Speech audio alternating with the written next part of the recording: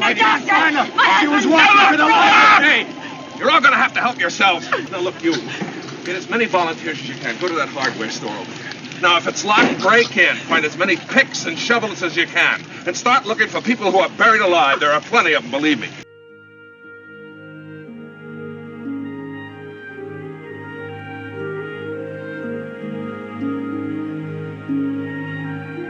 Earthquake is a 1974 film, directed by Mark Robson, that was one of a number of disaster movies to hit the box office in 1974. The film follows a large group of characters in the Los Angeles, California region as they all cope with a major natural disaster. Stuart Graff, played by Charlton Heston, is a construction engineer and former college football star who has a dysfunctional marriage with his crazy wife Remy, played by Ava Gardner. You know, if it wasn't 7:30 in the morning, I would have a drink. I didn't know you were a clock watcher. What? What did you say? I said I didn't know you were a clock watcher. Don't you dare lower your voice to me.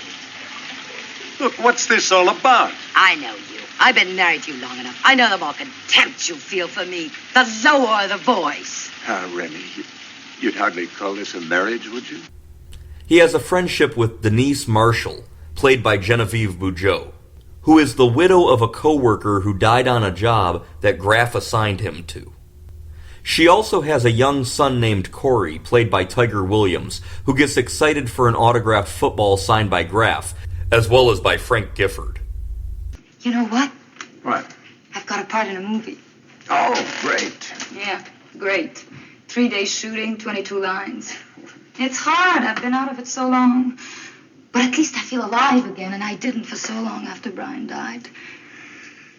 Well, I guess I should get dressed. Yeah. Hey, did you feel that tremor this morning? It really wasn't very strong. No? Would you like some coffee? George Kennedy plays Los Angeles police officer Lou Slade, who gets suspended after punching an asshole L.A. County sheriff in the face. That kid stole a car. Then he got stoned and he slammed into a little Mexican girl about 6 years old. That little girl was thrown about 15 feet in the air. She was probably dead before she hit the sidewalk. Blood covered 3 whole cement squares, not splattered, solid, just like paint. The driver never even slowed down. And he almost got away because some Peckerwood rich man's whore in a cop's uniform was worried about a hedge. He drowns his sorrows away at a neighborhood bar, where he runs into acquaintances, motorcyclist Miles Quaid, played by Richard Roundtree, and his partner Sal Amici, played by Gabriel Dell. They try to get Lou to loan them money for their upcoming stunt event for a talent scout. I got $1 and some loose change on me. Hey, Lou. Hey, come on, lend me $10, man. I don't have time to go to the bank. You better stop breathing those gas fumes so much. Hey, listen, Lou, this is an emergency, man. We need a butane tank for the stunt. That son of a bitch just left me $10 short. Lou refuses to give them any money until Sal's sister Rosa Amici, played by Victoria Principal, changes his mind. As all this is happening, a junior seismologist at the California Seismological Institute named Walter Russell, played by Kip Niven, tells his superior Dr. Willis Stockel, played by Barry Sullivan, that his research has calculated that the Los Angeles area will soon suffer a massive earthquake of at least magnitude 7.0 on the Richter scale. If that second minor shock doesn't occur, then it just proves that my computations are based on insufficient evidence. After leading researcher Dr. Frank Adams, played by Bob Cunningham, is killed by a landslide inside of a trench by a fault, and a foreshock quake occurs as predicted by Russell, Dr. Stockel alerts the mayor of Los Angeles, played by John Randolph, who decides to tell the governor of California only to alert the National Guard and police as a precaution so that they can be ready to mobilize if needed. In the meantime, Graff runs into Denise again after the earthquake canceled her plans. They decide to have a drink for lunch at her house, and that turns into a midday lust and thrust session. After the coitus, Stuart asks Denise and her son to join him on a summer job in the Oregon wilderness. Graff then returns to the office where he runs into his boss and father-in-law, Sam Royce, played by actor Lauren Green. Royce offers Stuart a different job, president of the company. Sam. Remy didn't have anything to do with this, did she? Don't worry. You'd have this job even if you weren't my son-in-law.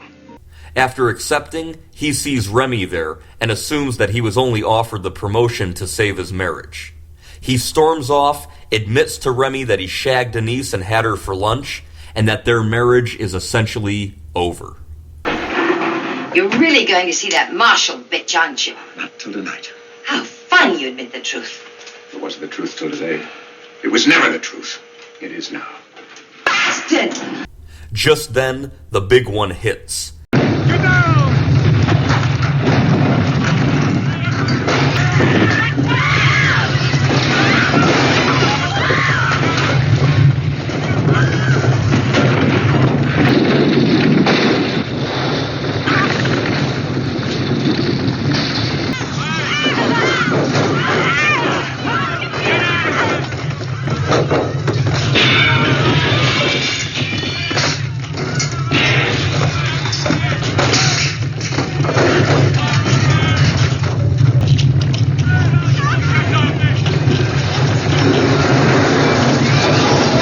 A massive 9.9 magnitude quake strikes, destroying much of Los Angeles. Oh,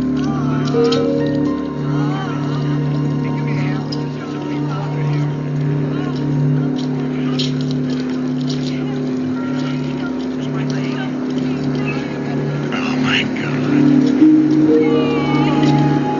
Stay here. Also starring Donald Moffat as a seismologist, Marjoe Gortner as a wacky National Guardsman, Lloyd Nolan as a doctor, and Walter Matthau as a drunk who toasts to random famous people. Bobby Rig.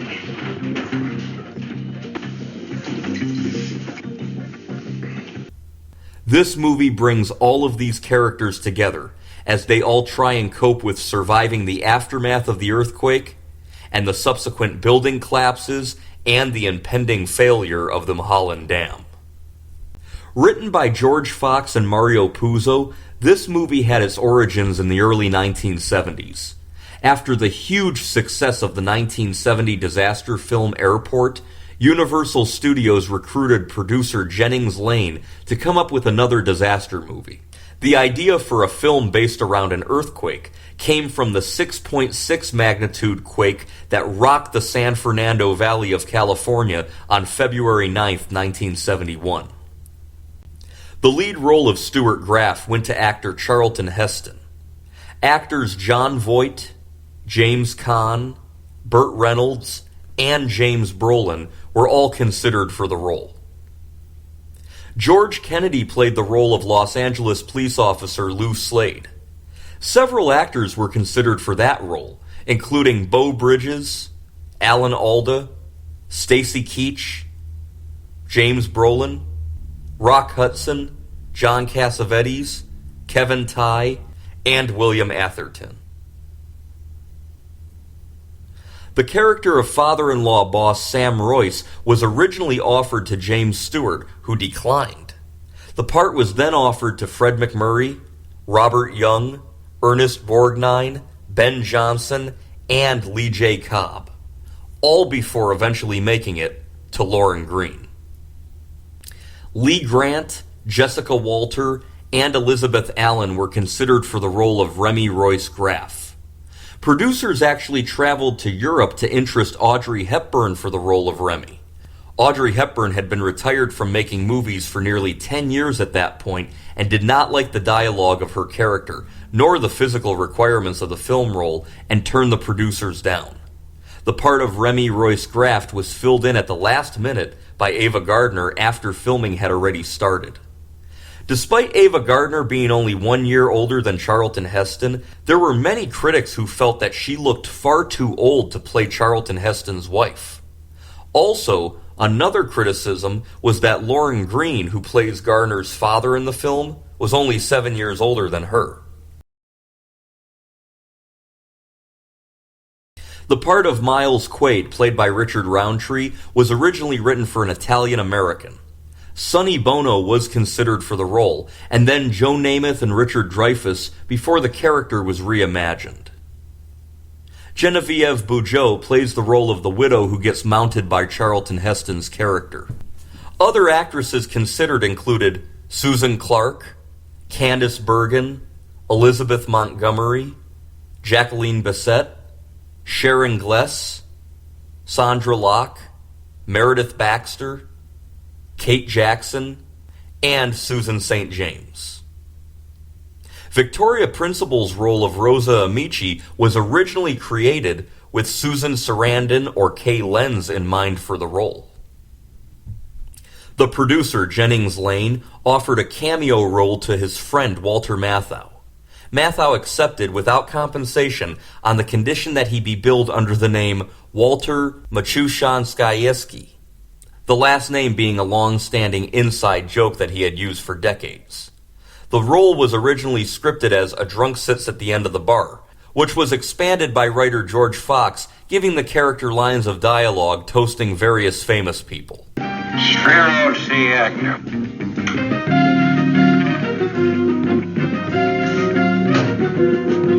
When the movie was completed, as agreed to by Lang and Matthau, the drunk was credited as Walter Maciuszanskieski. This led to a long-standing and false rumor that Maciuszanskieski was Walter Matthau's real last name, which it was not. Shots of the Black Tower, a 12-story office building on the movie lot, swaying in the earthquake, was accomplished by shooting its reflection in a mirror and then warping the mirror back and forth. This sequence was shot as a test prior to production and wound up in the final film as an inside joke at Universal Studios' expense. At the time, the Black Tower housed Universal's top executives. The score of this film was composed by John Williams, who would go on to work on such film scores as Jaws and Jurassic Park, among many, many others. As a part of a new marketing gimmick to promote action and disaster movies in the 1970s, theaters were asked to install a new audio system called Sensurround. Sensurround produced a low-frequency sound vibration along theater seats, giving an audience the feeling of being in the movie. For this movie, Earthquake, when there was an earthquake on screen, Sensurround would vibrate the seats like an actual earthquake. Your attention, please. The following scenes from Earthquake will be shown in the startling new multi-dimension of Sensurround. Please be aware that you will feel as well as see and hear realistic effects, such as might be experienced in an actual earthquake. The management assumes no responsibility for the physical or emotional reactions of the individual viewer. Unfortunately, the speaker system was a custom job that often required removing a couple of rows of seats, and it was very expensive. It was used for a few films throughout the 1970s, but after theaters received structural damage, patrons getting ill from the experience, and nearby businesses complaining of noise, Sensurround was halted. Upon its release into theaters on November 15, 1974, Earthquake grossed a total of $79.7 million worldwide, making it one of the top 5 highest-grossing films of 1974. Earthquake was released just 1 month after another Charlton Heston George Kennedy disaster movie, Airport 1975, which was also among the top 10 grossing films of the year. A sequel, Earthquake 2, was planned, and a first draft of the script was written by George Fox, who wrote the script for this movie.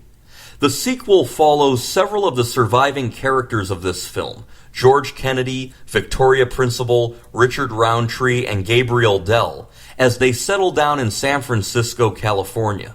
The multi-tiered plot centered on a group of scientists trying to predict future earthquakes, a corrupt builder constructing high-rise apartments on unstable land, and the original characters adjusting to new relationships. An unexpected massive earthquake strikes off the coast of San Francisco, leveling the city as a tsunami threatens to wash the Bay Area off the map.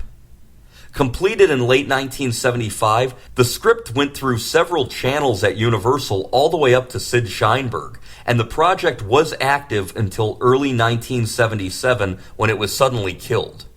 The original script was discovered in 2005 in director Mark Robson's papers stored in the UCLA Film and Television Archives. It's a shame there was never a sequel to this movie. I first saw this film around 1999-2000, and I enjoyed it greatly. I felt that the actors were great. I enjoyed the storylines, whether it was the Charlton Heston, Genevieve Bujold storyline, or the Lou Slade, Rosa Amici cop saves girl storyline, or Lauren Green's character asking the office girls, including Secretary Barbara, played by Monica Lewis, to pull off their pantyhose to use as a harness for a breeches buoy. Pantyhose! Barbara, take off your pantyhose, damn it! You too! Come on, take off your pantyhose! I think that's very clever. Here's one. Except for the lack of cell phones and computers, this movie doesn't suffer as much as some 1970s films do when it comes to being dated. And to me, Earthquake doesn't really feel that dated. It could be because I saw it around the end of the 1990s, and at the time that was only a 25-year-old movie or so, but I never felt this movie was that dated. This used to be a hell of a town, officer.